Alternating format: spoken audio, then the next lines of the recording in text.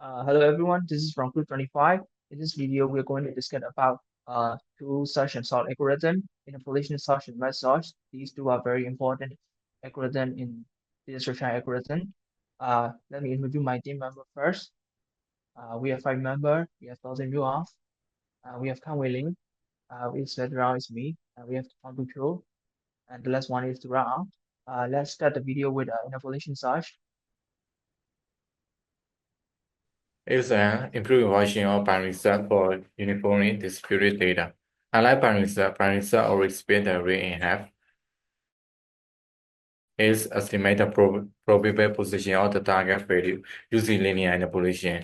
And this method was developed as an interpolation for searching in order lists and is widely used in data set application like searching in telephone directory or address books, where data is evenly distributed. And the analytic is about the case and time complexity of the interpolation sets. The best case is bit O of 1, and the average case is B O of log n, and the worst case is O of n. And the next slide is my friend Khant Wai Lin. Keep continue. This formula dynamically estimates the target's position instead of always checking the mirror. The following step outline the process we repeat until we find the target value. Now let's dive into the Java implementation of interpolation sort. In our code, we have a class called interpolation sort that takes an integer array as input. The search method starts with two pointers, low and height. Then it calculates the estimated position using the formula. If the elements at position matches the target, we return it index. Otherwise, if the element is smaller, we adjust low to position +1.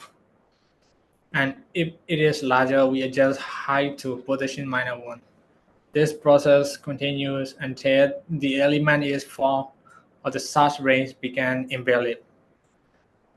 The next muscle will explained by Aung Thu Phyo. Okay, now let's talk about merge sort. It is a classic divide and conquer sorting algorithm. It recursively splits the array into smaller subarrays until each subarray contains a single element. Then it merges them back in a sorted manner. Merge sort was first introduced by John Vonnegut in 1945. It is the time complexity of big O of n log n, and is highly efficient for large data sets. It is widely used in sorting linked lists and external sorting when dealing with large files that doesn't fit in memory. Now, Dr. Myo will explain the Java implementation of merge sort. Okay, so the theory of merge sort is simple. We will split the entire array into two equal halves until they reach to the last element, and it will be done recursively. And when they have reached to the last element, we will use the method called margin, and we will eventually merge them back into getting the point of the array sorted. So let's move on to the Java implementation of merge sort. In here, we have a class called merge sort, and in our main method, we have merge sort method, which passes integer array and left index and right index as a parameter. Since we will be doing this recursively, we need the base case where we check if the left index is less than right, because otherwise there will be no element left. So firstly, we will determine the midpoint using this formula. And after we have got the midpoint, we can finally separate the arrays into two. And we will recursively call the merge sort. And the first one will be for the left side, and then the second one will be for the right side. And when we have done these recursively, we will reach to a point where we have to merge. And so for that, we have a method called merge, which will pass the array and left and mid and right as integer. And firstly, what we need to do is we need to first declare two variables called n1 and n2.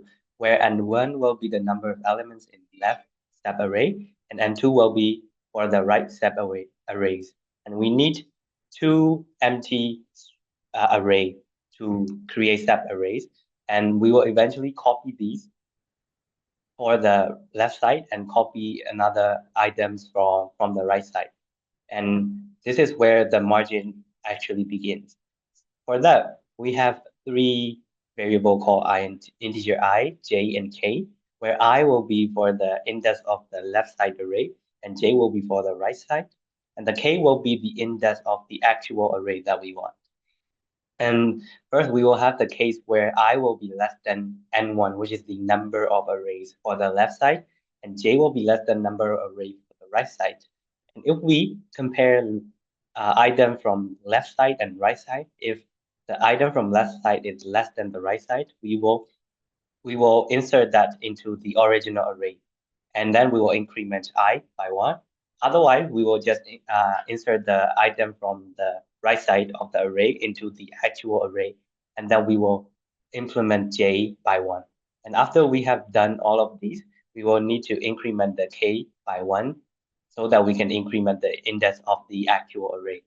But while doing that, we need two more cases to be identified, because since we compared two situations there, we need to handle each case where there will be only one element left in each side of the array, but not on the other side.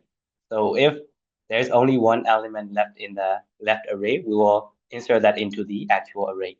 But where we have reached to the case where there's only one element left in the right array, we will insert that back into the original array.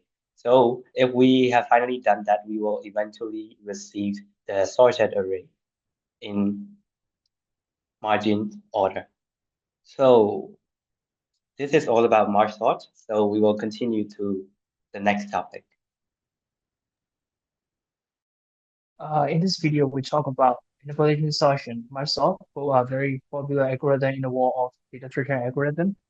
We use interpolation sort for uniformly distributed data. For the merge sort, it is a space efficient sorting algorithm, and it has a time complexity of equal of n log n.